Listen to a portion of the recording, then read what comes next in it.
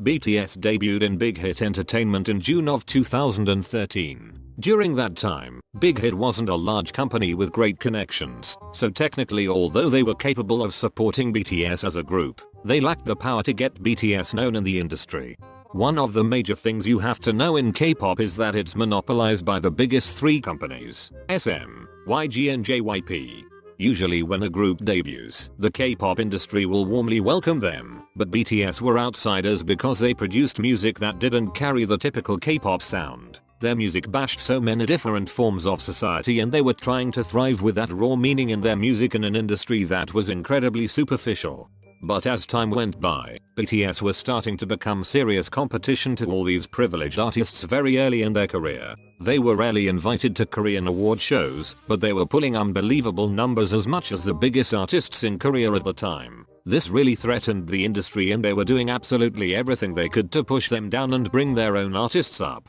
Back in 2013, BTS were nominated for Rookie of the Year at the Mnet Asian Music Awards. However, even though they were the best-selling rookie group of that year, Mnet refused to give them that award. Hell, they didn't even invite them. And when they did invite them a year later, they only let them perform at the red carpet. That same year, Namjoon and Yoongi attended a hip-hop event in Seoul. The conversation was derailed multiple times to insult them and the other members of BTS. They were called girls for wearing stage makeup, repeatedly told they weren't hip-hop and overall belittled in front of everyone. 맞아요. 메이크업을 하는 거에 대한 어떤 힙합과 충돌되는 부분이 있을 것 같은데. 그런 게 아니라 여자. What? Oh, shut the front door. Come on. 아 그래요? 여자같이 입고 다니는 게 여자예요. In 2015, BTS were finally invited to perform at the Mnet Asian Music Awards, but they were only allowed to perform one song, while a 3-month-old rookie group from the Big Three got to perform 3 songs.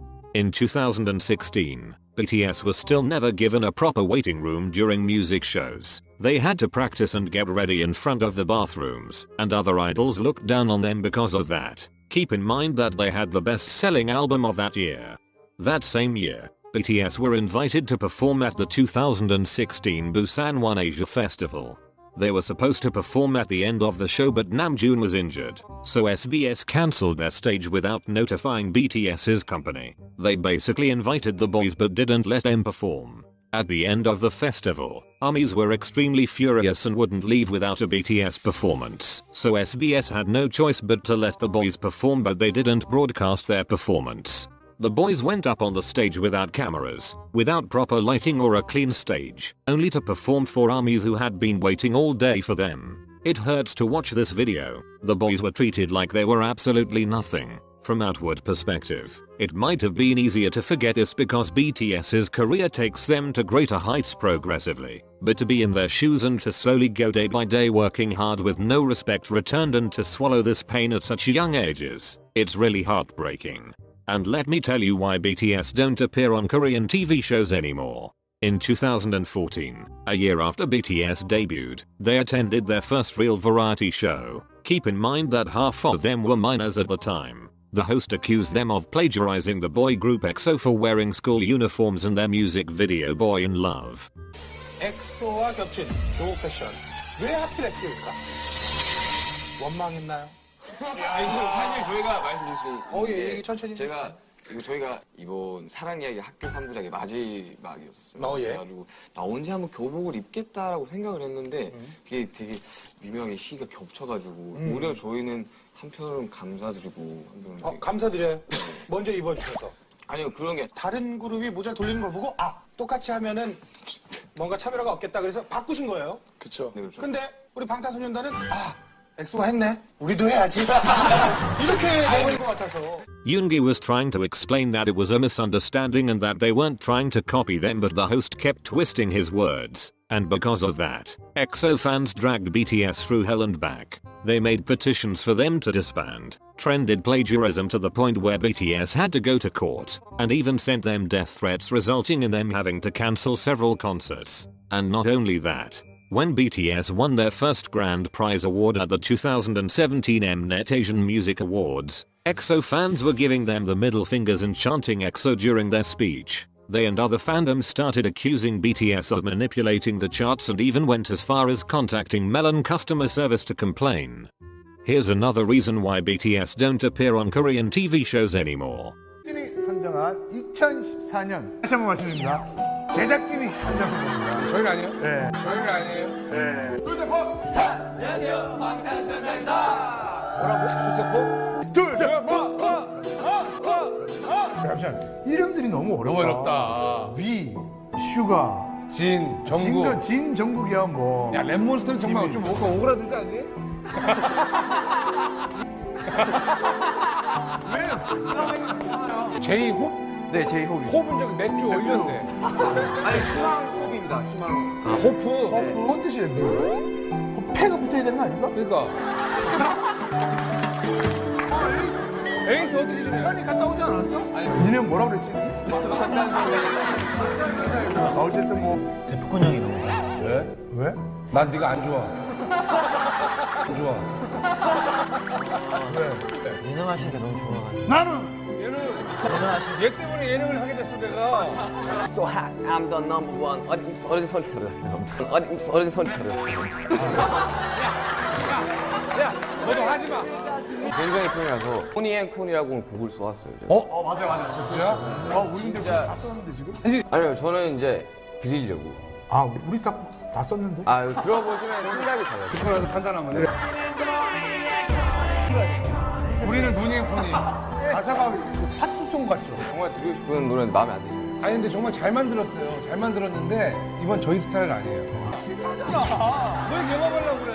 오늘 할 게 많습니다. 빨리 가죠. 재능 있어, 재능 있어. These 7 boys were treated so maliciously despite half of them being minors at the time. Donnie and Coney are known for joking around, but they really crossed the line with BTS. They mocked the vocal line members for not specializing in rapping. They straight up told Jin repeatedly to his face that he was the least talented member. They made fun of the song Yoongi made for them and implied he wasn't worth anything to them. They forced Jimin, Jungkook and J-Hope to do girl group dances and then mocked them for being too flamboyant. Then they made fun of all their stage names and mocked their fans and called them elementary schoolers and implied that they were all immature and fanatic. They were especially rude to Namjoon in particular. They made fun of his way of speaking, his way of dressing, his dancing, his rap, his name, his hair, literally everything. Donnie and Coney even admitted to treating BTS badly on purpose a few years later after BTS started getting really popular. Here's a very unknown fact. As the industry came to realize that there was no stopping BTS, a lot of agencies tried to buy them from Big Hit Entertainment. Just like how SM Entertainment bought the boy group Infinite as soon as they started to become a threat to their boy group EXO. They bought them and decided to do nothing with them, which led to a drastic decrease of popularity for Infinite and a huge increase of popularity for EXO. Bang PD, who believed in BTS's success from the very beginning, got several calls from different companies telling him to just give up and hand BTS over to them, but he refused. He refused to give up on the boys because he really believed they were something worthwhile and that they actually could become something big one day. And he was right. BTS's success has gotten to a point where trying to suppress it or deny it is literally impossible. The only next step is to try and claim it as your own. That's exactly what SM Entertainment has been trying to do for the past 4 years. At first they were trying to recreate BTS's success by making a new boy group, but now that they see it's impossible, they've decided to claim it as theirs. That is not correct. The truth is that if SM Entertainment never existed, BTS would have become successful a lot earlier. Not only did BTS have to fight their way into the music industry as Koreans singing in a foreign language, but on top of that, they had to deal with a massive prejudice against them because of the image K-pop has. And that horrible image is all thanks to SM Entertainment. So it's really funny to me when they try to take credit for BTS's success when they are the sole reason for every single bad stereotype the West has about K-pop. The whole manufactured puppets, slave contracts, forced plastic surgery, dating bans, extreme diets and more dates all back to them. Without K-pop attached to BTS's name, they would have had it so much easier. SM Entertainment has been their biggest roadblock. The K-pop industry had no part in BTS's success considering how they were the ones trying so hard to shut them out.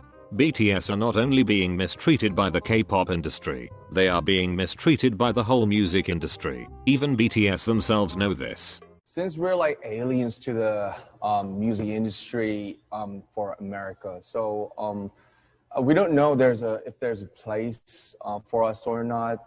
The boys know they are being alienated in the Western music industry. Namjoon was being straightforward with the system. He has realized that the system won't change despite how much they deserve it. I'm honestly proud they're starting to stand up for themselves. They stood up for themselves back then, but only by working hard and ignoring those who disrespected them. But now they're in a position where they can speak loudly about this. They know the racial barrier they are facing despite their talent and achievements, and they are not afraid to talk about it anymore. BTS are fed up and we love to see it.